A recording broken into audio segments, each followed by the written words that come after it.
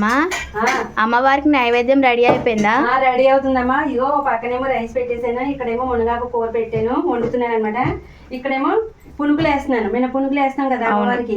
చక్కగా మీరందరూ కూడా ఫ్రెండ్స్ నైవేద్యం పెట్టుకుంటున్నారా లేదా కమెంట్ చేసేయండి. నేను ప్రతి సంవత్సరం ఉగాదికి నైవేద్యం పెట్టుకుంటాను.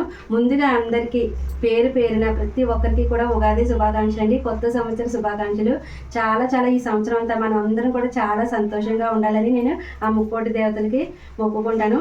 మనం ఎంత ఉన్నా కానీ ముందుగా మనం సంతోషంగా ఉండడానికి, హ్యాపీగా ఉండడానికి చూద్దామండి. ప్రతి ఒక్కరు కూడా హ్యాపీగా ఉండడానికి చూడాలని నేను అనుకుంటున్నాను. నా మనసులో మాట అది అయితే అంటే ఎంత ఉన్నా కానీ ఇది లేదు అది లేదు అనుకునే కన్నా ఉన్నందులోనే చాలా చాలా సంతోషంగా ఉండడానికి చూడాలి. సరేనా ఫ్రెండ్స్?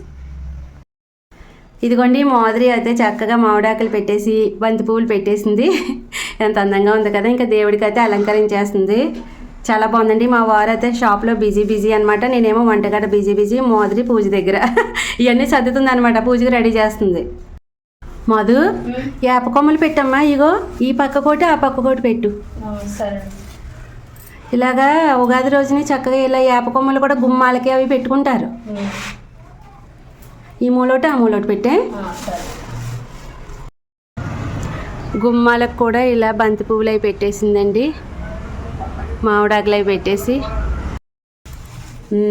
చూసావా ఎంత అందం వచ్చేసిందో వేపాకులు పెట్టగానే కదా. మాది సూపర్గా ఉంది.